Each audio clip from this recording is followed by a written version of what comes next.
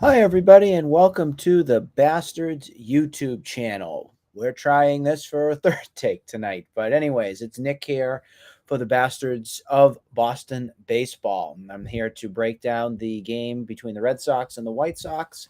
And the Red Sox pulled off a great 3-1 victory tonight, and they get back in the winning column. I think that's the most positive take that we can get from that. You saw a great quality outing tonight from Brayan Bello, went 6 2/3 innings, only gave up 1 run, 5 hits, and continued to show so many of us how much talent he has. This is your ace. This is your future. This is who your Boston Red Sox are going to have as their anchor in their rotation for hopefully years to come. So what this showed for me tonight is it showed a telltale sign of what Heim Bloom needs to do. Heim Bloom needs to get the Brinks truck out and get a long-term contract and extension ready for Brayan Bello.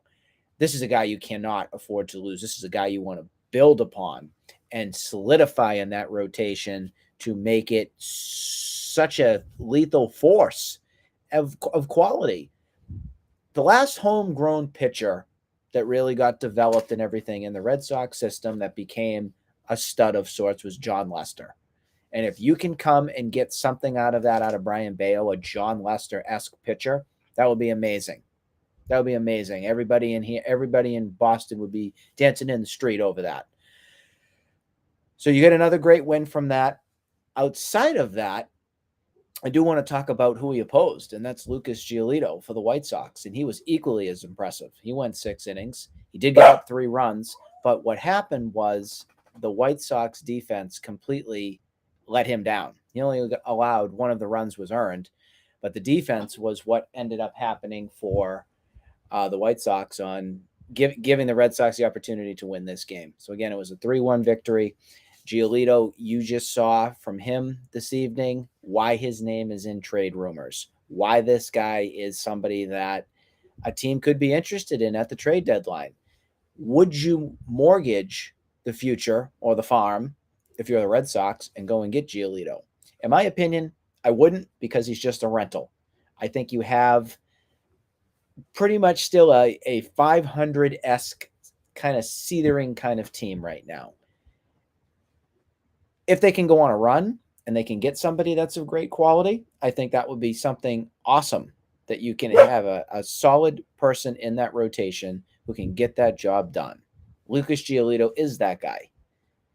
I don't think the Red Sox are going to end up doing that. So what I think other teams could be of interest. And Terry and I talked about it last night.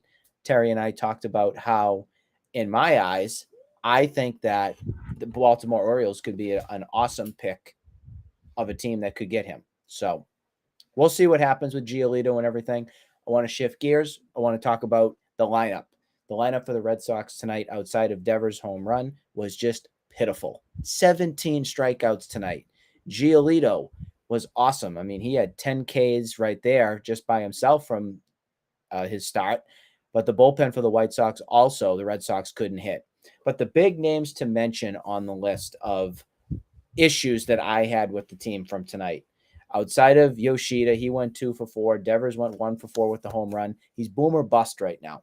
This isn't Rafi Devers. Sam and I talked about this on an earlier show this week. Rafi Devers has to be clutch and has to hit and has to produce. A home run a game, going 1 for 4, 1 for 5. That's not what you signed him for an extension for. He's supposed to be a superstar. He's supposed to be your stud. He's got to get out of this funk, and he's got to figure it out sooner rather than later. Adam Duvall, he's on my list of players that I'm concerned with right now. 0 for 4 tonight, 4 Ks. He has not found his groove ever since he came back from the IL. That's a concern to me, because Cora keeps benching Duran. Duran is also kind of struggling right now. I would play Jarren Duran.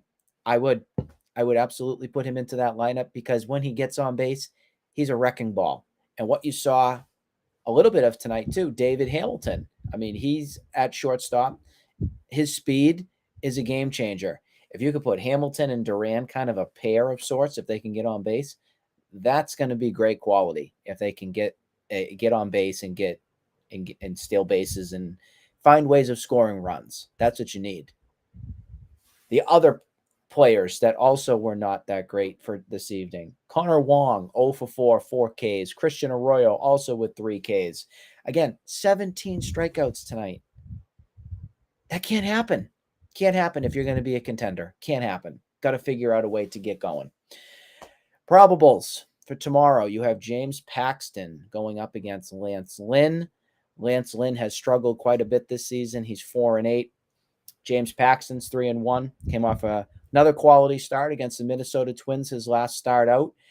Red Sox hoping to ride it high here with James Paxton, with getting another great win and hoping that this team can go on a little bit of a run. So again, Paxton will start tomorrow. It's an afternoon game. He'll be opposed by Lance Lynn. And again, Lance Lynn has struggled quite a bit for the Chicago White Sox this season. So I'm expecting a sweep on this series, just so we're crystal clear. I'm expecting a sweep. If it's not a sweep, I will be disappointed. The last thing I did want to mention, after Bello went 6 2/3, I liked Cora's bold move strategy. He went to Pavetta to get out of the inning, did a great job.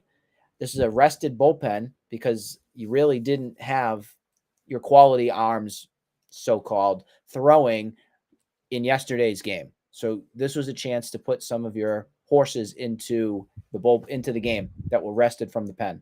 So you went with Pavetta, got the job done.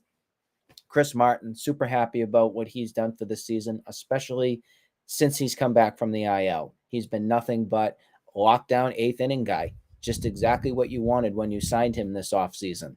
So that was great. Was able to turn the ball over to Kenley Jensen. Kenley Jensen gets the save. Some people have been critical lately of what Kenley Jensen's been.